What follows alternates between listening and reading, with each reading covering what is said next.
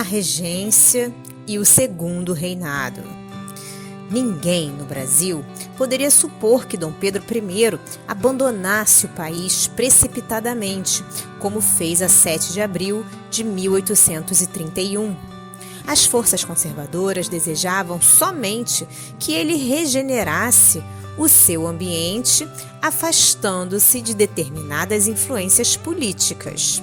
O resultado da inesperada abdicação foi a desordem, que se propagou a todos os recantos, provocando descontentamentos e sedições. Alguns políticos, no entanto, obedecendo à feliz inspiração do mundo invisível, organizaram uma regência que se incumbiu de manter a intangibilidade da ordem e das instituições. Essa regência interina, com imensos sacrifícios, iniciou seu trabalho de pacificação na Bahia, em Minas e em Pernambuco, onde inúmeros portugueses eram assassinados sob o pretexto de antigas desforras dos movimentos nativistas. Os distúrbios militares proliferavam em toda parte, exigindo a mais alta cota de sacrifícios e dedicações dos verdadeiros patriotas. O exército, desde os acontecimentos de 7 de abril, caracterizava as suas atitudes pela revolta e pela indisciplina.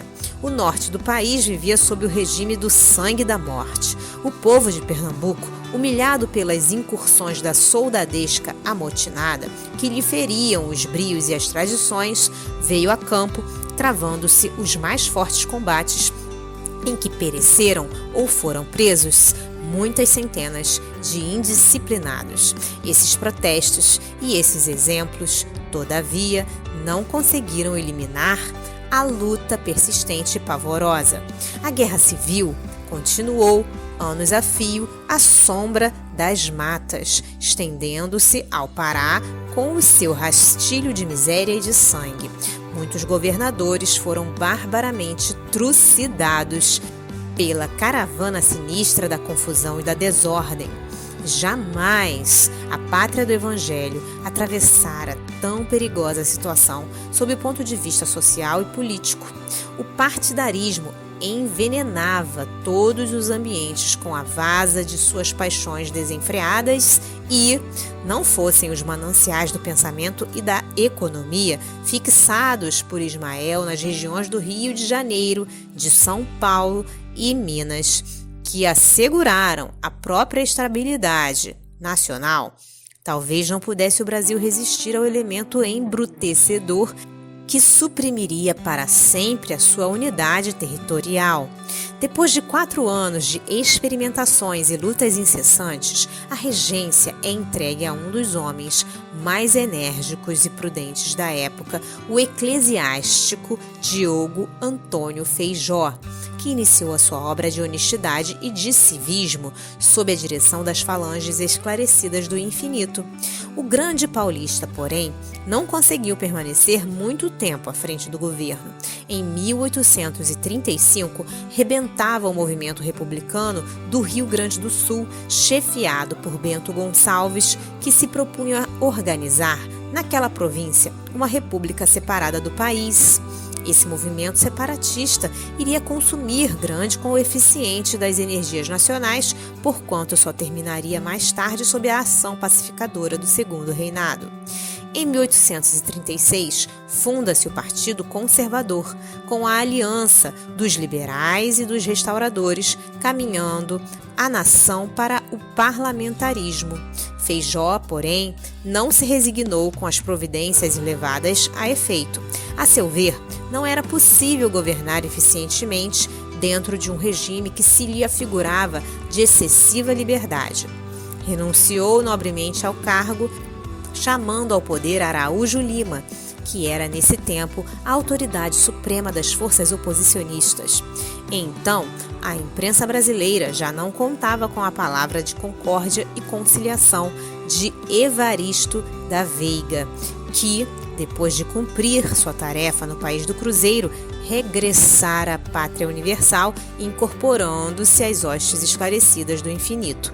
A imprensa, hoje considerada como o sexto sentido dos povos e que, naqueles tempos, mal ensaiava os primeiros passos no Brasil, não podia, portanto, ser o órgão de esclarecimento geral da nação, e a luta prosseguiu, ensanguentando o país ao longo de todas as suas fronteiras.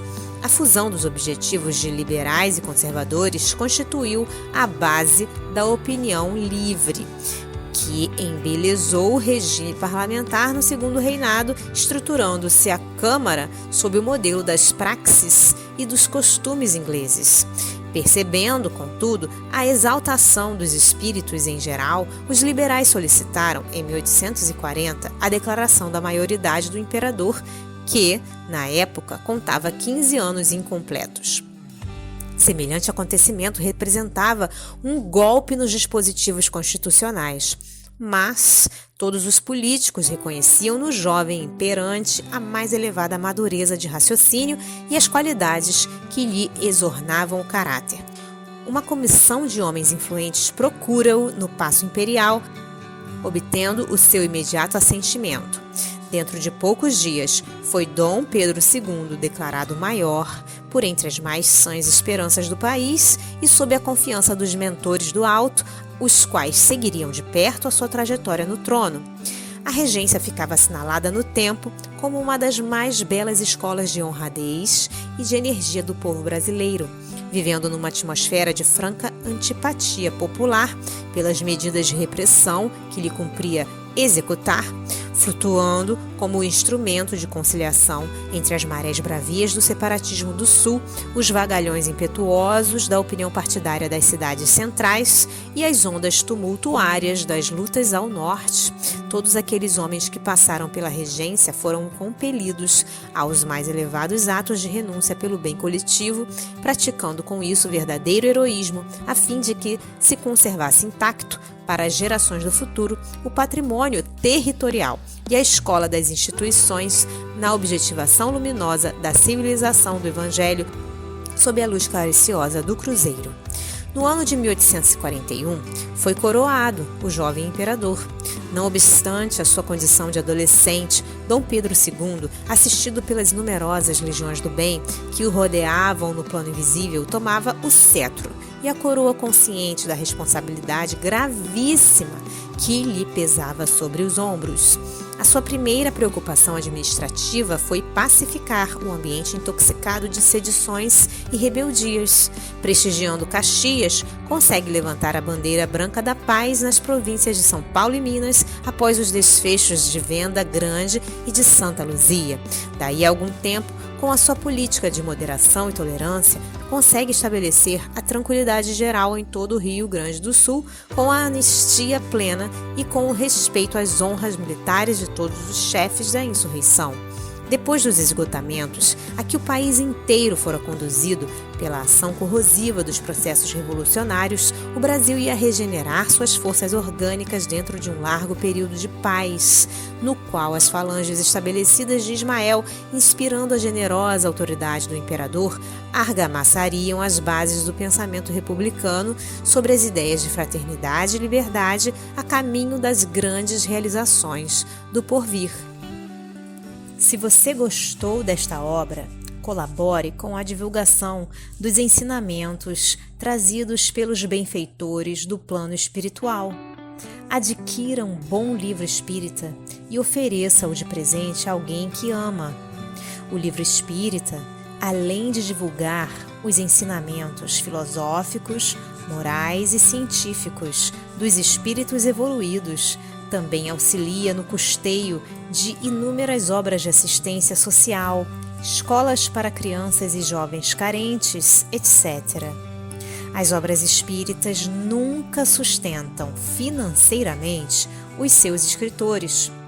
Estes são abnegados trabalhadores na seara de Jesus, em busca constante da paz no reino de Deus. Adaptação do texto do Espírito Irmão W. Porque nós somos cooperadores de Deus. Paulo, Primeira Epístola aos Coríntios, capítulo 3, versículo 9.